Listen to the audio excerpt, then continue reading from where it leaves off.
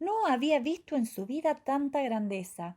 El gran río, el pariente de mar, se extendía perdiéndose en el horizonte, compitiendo con el cielo que se reflejaba en sus marrones aguas y llevando un caudal tan intenso que Curimba, luego de un rato, creyó ser arrastrado aguas abajo. Cuaraí asomaba con toda su fuerza y hacía del amanecer un espectáculo singular que jamás olvidaría. Pita le había contado en una de sus tantas historias que Cuaraí, también llamado Sol, era la morada de Tupá, el dios creador de todo el universo, quien día a día saludaba con su luminosidad las aguas del Paraná y abrazaba a Arací, su mujer que vivía en el cielo. Una vieja tortuga, en una de las noches de relato, contradijo a Pitá y aseguró que el verdadero dios era Ñamandú. Ñamandú había nacido y desde entonces sería invisible y eterno. Consciente de que tenía que enfrentar una ardua tarea, creó otros dioses para que lo ayudaran. Así nacieron Ñanderú-Pai Aguazú, el padre de corazón grande y padre de las palabras; Caraí, dueño de la llama y del fuego solar; Yacairá, dueño de la bruma, de la neblina y del humo de la pipa que inspiraba a los chamanés; y Tupá, dueño de las aguas, de las lluvias y del trueno. Juntos crearon la tierra primera, el mar, el día y la noche, los primeros animales, las primeras plantas y finalmente al hombre, relató la vieja tortuga. Fue entonces cuando Curimba se enteró de las peleas y guerras entre los hombres, ya que Carumbe, la vieja madre de las tortugas, les dijo que fueron los nuevos humanos, los llegados, quienes cambiaron la historia, haciendo de Tupá el dios principal, fusionando sus propias creencias con la de los pueblos originarios. Hundido en esos pensamientos, quedó un poco relegado del pelotón que se sumergía en el Paraná y se desesperó por un instante, aunque, como siempre, Pitá ya estaba a su lado para buscarlo y llevarlo al frente de sus compañeros a una velocidad que jamás hubiese imaginado. Felices, nadaron kilómetros, evitando, como había dicho Pitá, el gran canal por donde monstruosas naves de metal tapaban el cielo, movían las aguas arrastrando todo a su paso y devorando con horribles hélices a cuanto pez se acercaba. Asombrados, observaron cientos de especies que pululaban junto a ellos, por arriba, por abajo, por los costados.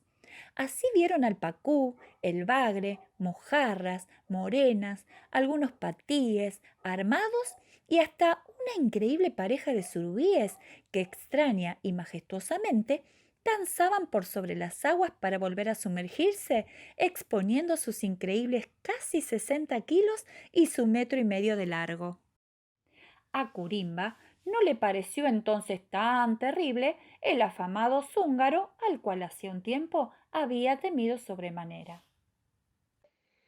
Curimba y Tipá se cruzaron con un grupo de palometas que, por suerte para los sábalos, ya habían almorzado y solo se divertían entre ellas hablando y compitiendo sobre cuál tenía los mejores dientes o la mejor mordida. Era extraño verlas río abajo. Las leyendas sobre ellas eran de las preferidas de Tipá, que contaba una y otra vez cómo atacaban hasta a los humanos si tenían hambre, o cómo algunos hombres habían utilizado sus mandíbulas para hacer fabulosas armas. Por el río Paraná, aguas arriba navego, y el sol quema con mi Un grupo de 6 pejerreyes cantaban bajo el sol de la mañana y parecían tan alegres que hasta contagiaron a los sábalos. Como un coro de escuela primaria, juntos cantaron el afamado chamamé que escuchaban los pescadores y que sapos, ranas y algunas aves repetían mientras algunas tortugas bamboleaban su cuello para un lado y para el otro. Las mojarras bailaban, mostrando toda su gracia en su cardumen, que iba y venía por la costa. derramando su tesoro sobre el río que se va. Luego de la cantata, Curimba comió como si nunca lo hubiese hecho. Y cuando terminó, se quedó charlando con Payé. Payé, un sábalo sumamente inteligente que cuidaba la salud de todos y siempre se lo tenía en cuenta para las decisiones grupales. Y con Cuñataí Porá, la más hermosa de todos los sábalos, que según decían los más jóvenes, "Ah, con solo mirarla unos segundos, te estallan las branquias". De Payé se decía que poseía poderes sobrenaturales y que podía comunicarse con los espíritus, tantos buenos como malignos. Era sin duda una eminencia y tenía conocimientos asombrosos sobre los ciclos de la vida, sobre las estrellas y sobre otras culturas que podían habitar otros ríos y otros países. Pero por sobre todo, sobre los más profundas de las tinieblas, donde ningún pez había ido nunca. Tenía una extraña pasión que era entablar conversaciones con cualquier tipo de animales durante horas. Tanto Payé como Cuñataí estaban siempre juntos a Pitá y a Curimba y se habían vuelto inseparables. Mientras hablaban de gratas sorpresas que estaban descubriendo en el nuevo hábitat, llegó Pitá y los interrumpió al grito de ¡Nos están invadiendo! ¿Qué cosa decís? Preguntó Payé. Recién, empezó a explicar Pitá, muy perturbado. Mientras hablaba de observar los posibles peligros de la ruta que debíamos tomar, me encontré con un grupo de bogas que huían despavoridas. Cuando les pregunté qué pasaba, me contestaron que nos pongamos a salvo, que la invasión había comenzado. ¿Invasión? ¿De quiénes? Preguntó Cuñataí Porá. Las bogas no saben cómo llamarlo, pero entré en pánico y pude entender que son los japoneses, aseguró Pita. ¿Qué son los japoneses? Exclamó preocupado Curimba. ¿Qué quiere decir? Que son de Japón, un país muy lejano, de terribles guerreros que nos están invadiendo. Son cientos y además comen nuestra comida. Resulta que Curimba y sus amigos estaban muy preocupados porque decían que en el río Paraná había invasores. Mientras iban nadando se encontraron con las bogas y ellas alcanzaron a comentarles que los invasores estaban entre las rocas y las maderas del muelle y que atacaban a cuanto pez se le acercaba. Tenemos que investigar, dijo Pita. ¿Estás loco? Ya tenemos suficiente escapando de todo pescador que quiere atraparnos y de las porquerías que hay en el fondo del río. Seguro que es un mejillón dorado, un molusco asiático que se expandió rápidamente y puede fijarse en las superficies duras, dijo Payé, mientras Cuñata y Porá y Curimba decían que sí con la cabeza. ¿Un molusco que ataca a los peces? No puede ser. Si no me acompañan, voy solo, gritó Pitá, casi ofendido, mientras daba media vuelta y se iba a dialogar con otros peces tratando de convencerlos de lo que creía era una urgencia. Media hora después, un grupo de sábalos Comandados por Pitá y seguidos también por Curimba, Payé y Cuniataí Porá, se internaban en el río hacia los muelles abandonados, donde supuestamente habitaban los invasores. Nadaron unos 300 metros para poder atravesar el río, yendo de una costa hacia la otra. La corriente era muy fuerte y el sostenido oleaje se hizo más constante cuando tuvieron que atravesar el canal. Curimba vio entonces aquel barco que se le acercaba veloz y poderosamente. Gritó desesperadamente al grupo para que acelerara la marcha, pero nadie lo escuchó. Como siempre, había quedado él al final, observando cada detalle en el camino que habían transitado. Se dio cuenta de que el que debía apurarse era él, y tras esquivar un gran camalote, aceleró su andar y se puso a la cola del grupo. Cuniatay Porá y Payé dialogaban entre ellos sobre el peligro que los acechaba, y Pitá mantenía el ritmo, seguido por el enorme Mbareté, un pez tan fortachón que asustaba. También lo seguía Catupirí, quien en el cardumen siempre se encargaba de encontrar los mejores sedimentos y cuya astucia competía con la de Payé.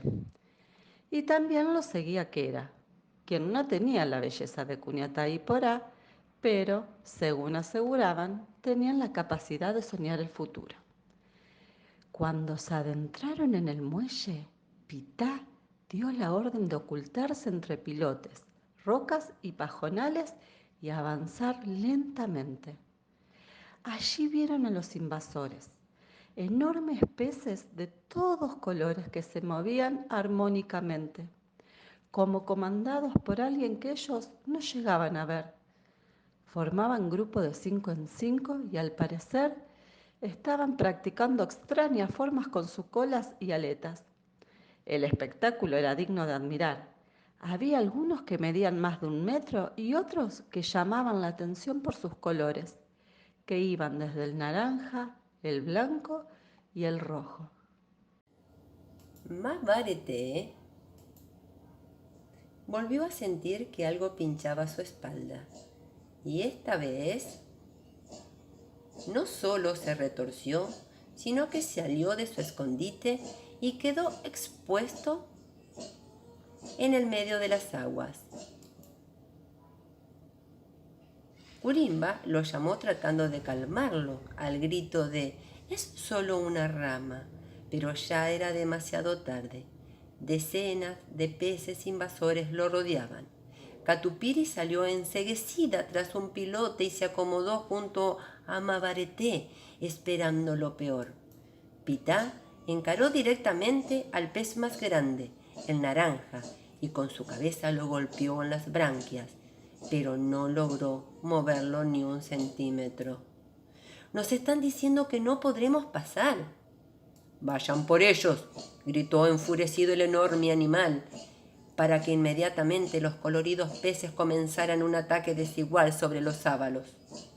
Catupiri, Mabareté y Pitá habían quedado rodeados, mientras Cuniataí Porá y Payé intentaban zafar de los mordiscones de un pez sumamente gordo. Acorralados entre las piedras y un pelote derrumbado, Curimba y Querá enfrentaron a 2 invasores, que parecían hermanos mellizos, puestos que eran iguales, con grandes ojos y escamas de un amarillo rabioso. Los enormes invasores atacaban por los flancos y en grupos, mordisqueándolo una y otra vez. Querá, en un intento por escapar, quedó atrapada ante uno de los mellizos. Fue entonces que Curimba, en su desesperación, resistió el embate de otro pez que entre mordiscones lo arrastraban hacia las rocas. Y era terrible, era imposible que Curimba resistiera mucho más, pero era evidente que no querían comerlos. Su perseguidor quedó aplastado entre una enorme roca y Curimba huyó rápidamente, acostumbrado a las aguas de bajas profundidades. Fue en ayuda de Kerá, quien aún resistía heroicamente. Golpeó con su cabeza al atacante, a quien movió solo unos centímetros, lo suficiente para ponerse al lado de su compañera y así guiarla desesperadamente aguas afuera. Nadaron unos 30 metros y se detuvieron cuando observaron que el mellizo ya no los seguía. Agotados, asustados y malheridos, se encontraron con Cuñataíporá y Payé, quienes también habían logrado escapar y juntos esperaron a la distancia el retorno de Pitá, Catupiri y Mabarete. Y así estaban, muy contentos y cansados a la vez, pero no iban a abandonar a sus amigos porque los querían y los estaban esperando.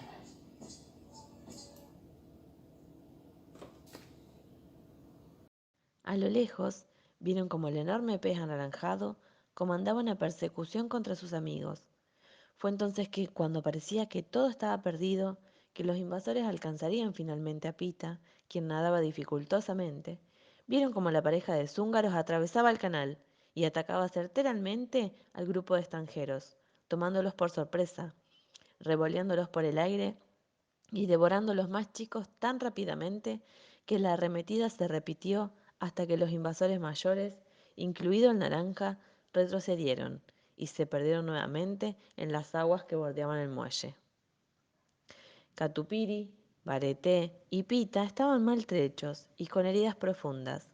Bareté había perdido parte de su aleta izquierda y Catupiri presentaba una fuerte mordida en la cabeza y otra bajo sus branquias. Pita tenía heridas por donde se lo mirara, aunque parecían menos terribles que las de sus compañeros. Mientras Payé les hacía algunas curaciones y lentamente se dirigían hacia el canal para atravesarlo, escucharon tras ellos la voz de alguien que los llamaba en un dificultoso español. Un gigante pez invasor, de más de 1 metro de largo, todo blanco y con una mancha roja en forma de óvalo en su cabeza, se acercó y en un tono muy tranquilo les dijo: «Mi nombre es Kingu», que en su idioma significa rey. «Soy y seré el amo de estas aguas y de todas aquellas donde vivamos los peces koi, que es nuestra especie. Una especie milenaria que ha sido solo comparada con los dragones. Nacimos en China, pero nos criamos en Japón. Y para que dimensionaran quiénes somos, solo les voy a decir que nuestra historia inspiró a los hombres más valientes del mundo». «Deben volver a su hogar», lo interrumpió Pita, visiblemente dolorido, pero valiente como siempre. «El pariente del mar nos vio nacer, crecer y morir por generaciones. Nosotros somos los sábalos, somos los cuidadores del Paraná por excelencia. Este es nuestro reino y no el tuyo. Y en tu cabeza no hay una corona, solo una ridícula mancha roja». «Hace muchos años», respondió Kingu, sin siquiera molestarse por lo que había escuchado. «En un tiempo antes de la historia, nuestro reino era el río amarillo, y nuestro empeño coronó las leyendas. Hasta aseguraron que el espíritu del cielo nos premió, convirtiendo a nuestros ancestros en dragones de oro brillante. Mucho tiempo ha pasado y ni siquiera recordamos cómo terminamos acá. Lo cierto es que ahora este es nuestro hogar y haremos todo lo necesario para continuar en él. Por hoy los dejaremos ir, pero ya vendrán tiempos en que nuestra fortaleza sea tan grande que nadie podrá contra nosotros». Pita intentó otra respuesta, pero Payé se antepuso y en japonés le dijo a Kingu: «No existen tiempos donde no haya reinado el sábalo sobre el Paraná. Tu soberbia será castigada y tus llamativos colores harán de tu especie una cárcel continua». «Ahora sí, podemos irnos», le dijo Payé al grupo, quienes no habían entendido ni media palabra. Emprendieron la retirada, mirando de reojo al invasor, con temor de un ataque certero. Fue cuando Corimba vio en los ojos del Koi la sed de venganza. Vio que no cesaría en su intento por reinar a pesar de ser una especie totalmente extraña y vio tristeza, una amarga tristeza que seguramente habían producido las palabras de Payé. Cuando llegaron al cardumen, descansaron por lo que quedaba del día y toda la noche, exponiéndose a los peligros, pero conscientes de que no podían continuar con su marcha. Al amanecer, Curimba despertó al griterío y movimiento de otros peces. Un camalote se había encallado contra la costa y traía una sorpresa tan enorme como siniestra, que por suerte no parecía interesarse por los peces y solo estaba recostado tomando el sol de la mañana.